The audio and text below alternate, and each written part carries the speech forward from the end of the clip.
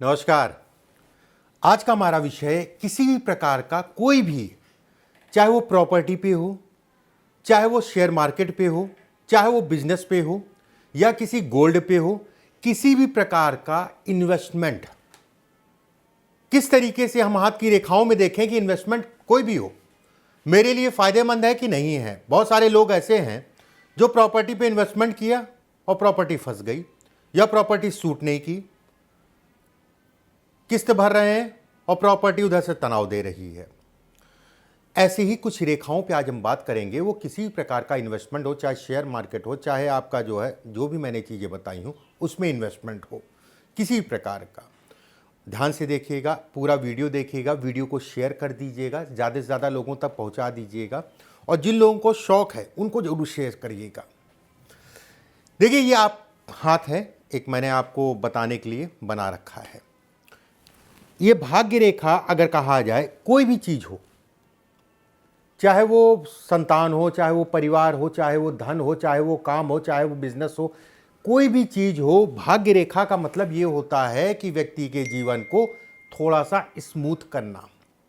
अब जिसके हाथ में भाग्य रेखा नहीं है, स्मूथनेस कम होगी। भाग्य रेखा नहीं है तो सूर्य रेखा का विचार किया जाता है, सूर्य रेखा नहीं है तो गुरु रेखा का विचार किया जाता है। एक एक करके बिंदुवार मैं चीज़ों को बताऊंगा। इन्वेस्टमेंट, ठीक है, किसी भी प्रकार का, चाहे वो प्रॉपर्टी से संबंधित हो, चाहे अन्य।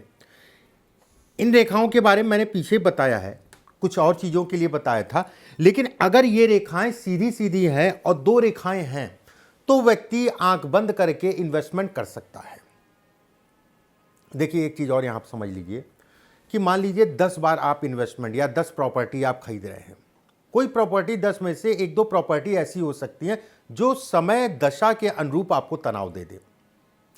तनाव मिलेगा लेकिन बर्बाद नहीं होंगे, मैं ये कहूंगा। तनाव मिलेगा, कुछ समय के लिए तनाव मिलेगा। मान लीजिए वाद विवाद, कोई लिटिगेशन में फंस गई तो कुछ समय के लिए वो तनाव देगी, फिर आपका जो है कहीं ना कहीं छूट जाएगी। ये रेखा अगर मैं कहूं तो ये रेखा इन चीज़ों को दिखाती है।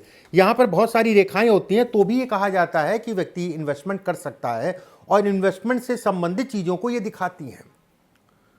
इस रेखा का कई मतलब होता है, पीछे भी मैंने कई मतलब आपको बताए हैं, लेकिन उनमें भी ये है। इस रेखा का मतलब ये भी कहलाता है कि इन्वेस्टमेंट व्यक्ति कैसे तैसे किसी प्रकार से कर सकता है और लाभ को भी दिखाती है, धन को भी दिखाती है।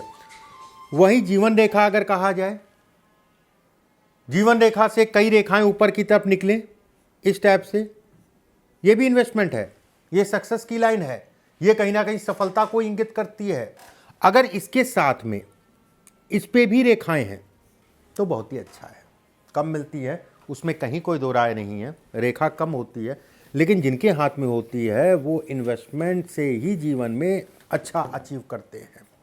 भले वो नौकरी कर रहे हो लेकिन प्रॉपर्टी में भी पैसा लगा रखा है, बिजनेस में पैसा लगा दिया है और अच्छा धन जो है कहीं ना कहीं कमा रहे हैं। ये तो होगी मोटी मोटी बात। अब समझिए मुख्य चीजें। अब जिन लोगों का शनि सामान्य उठा है, ये हिस्सा अगर कहा जाए सामान्य उठा है, ठीक है, भाग्य रेखा स्पष्ट साफ है और ऊपर से आपकी पतली है, ऊपर से पतली है, चंद्रमा के से एक रेखा जा रही है, या इस टाइप से है या इस टाइप से है, दोनों ही अच्छी है। ये भी कहीं ना कहीं इन्वेस्टमेंट से संबंधित चीज़ों के लिए लाभकारी है, इन्वेस्टमेंट से संबंधित चीज़ों को बढ़ाती है। वहीं पे अवगुण क्या पकड़ता है, जब तक ये रेखाएं थी तब तक अच्छा था, ये दो फाड़ में बटी। अब ऐसे में कहा जाएगा धन का व्यय, खर्च और ज़्यादा होगा, चीज़ें फंसेंगी, अटकेंगी। अगर इसके साथ में भी दो रेखाएं ऊपर बन रही हैं, चीज़ें फंसेंगी, अटकेंगी, उसमें कहीं कोई दो राय नहीं है। अगर ये रेखा मान लीजिए ऐसी ना हो कि ऐसी भी है, ये रेखा जो मैं बता रही हूँ उत्पन्न होती है हाथों में और व्यक्ति जो है कहता है कि मैंने बहुत कुछ कराया कमाया, उसके बाद धीरे धीरे जो है सत्यानाश, ठीक है। ये अगर रेखा है तो उसका भी मतलब ये है कि व्यक्ति को इन्वेस्टमेंट देख दाख के करने हैं। जब तक अच्छी रेखा थी तब तक व्यक्ति ने खूब कमाया, उसके बाद अब निकलने का समय है, अब धन खोने का समय है। भाग्य रेखा अगर टूटने लग जाए या टूटी है तो भी इन्वेस्टमेंट देख दाख के करिएगा।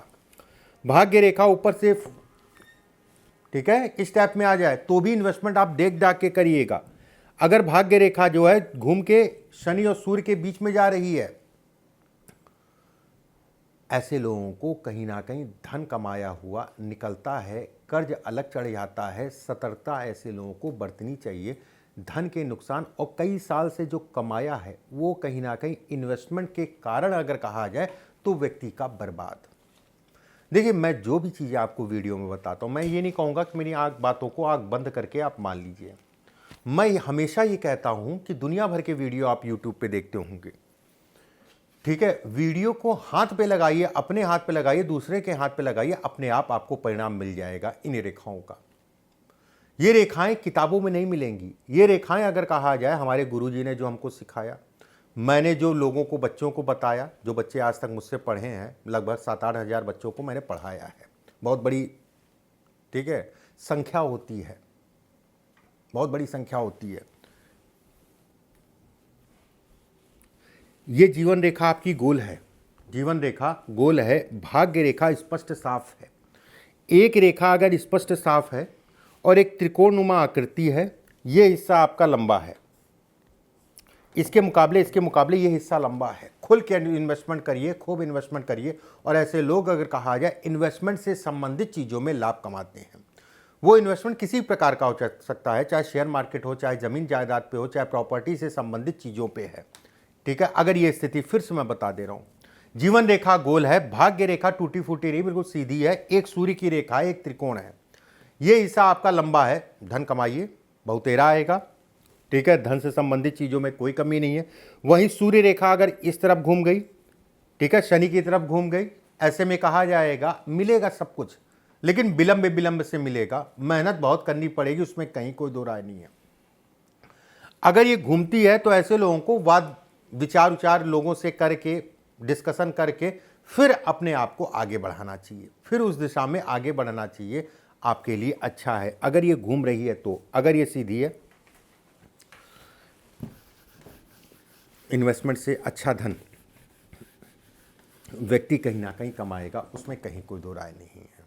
उंगलियों में अगर गैप है, उंगलियों में अगर आपके गैप है, धन आएगा, रुकेगा नहीं। खर्चीले स्वभाव को दिखाती है, ऐसे करेंगे, उंगलियों में गैप है।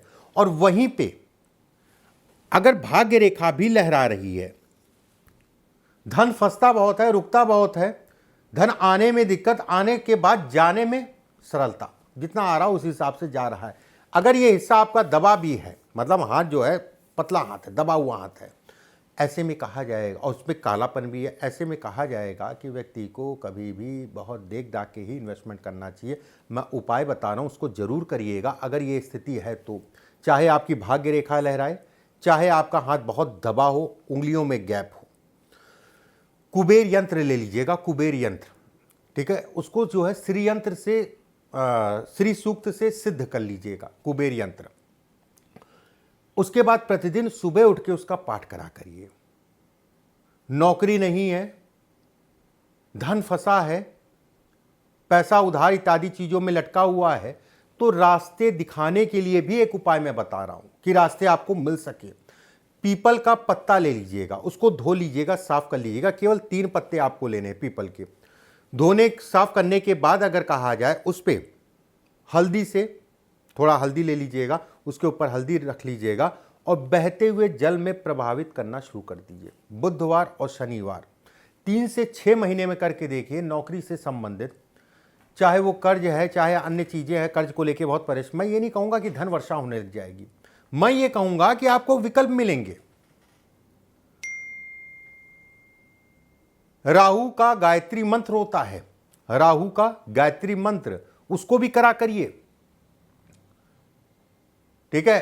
कांच के गिलास में कभी भी पानी मत पीजिए। एक आध बार हो गया कोई बात नहीं, महीने 2 महीने में कोई बात। एक होता है रूटीन में पानी पीना कांच के गिलास में, और खासकर अगर कहें जो लोग सर्विस करते हैं उनके यहाँ ज़्यादातर आप देखने को मिलेगा। देखिए, कांच का गिलास में पानी पीने का मतलब हो गया कहीं ना कहीं राहु और चंद्रमा से संबंधित दोष। ये कहीं ना कहीं घर परिवार पे भी असर डालता है, शरीर स्वास्थ्य पे भी असर डालता है, और धन और बरकत में दिक्कत देता है। कभी भी कांच के गिलास में पानी ना पिए तो ज़्यादा अच्छा है। कभी कभी पीते हैं तो कोई बात नहीं कि बहुत बड़ा कोई इशू वाली बात हो, ऐसा कुछ नहीं है। वीडियो को शेयर कर दीजिएगा, बहुत लोगों को फ़ायदा मिले इसका, जो मैंने उपाय बताए लोग देख सके। अगले वीडियो में फिर आप सभी से मुलाकात होगी। अभी के लिए बस इतना ही। नमस्कार।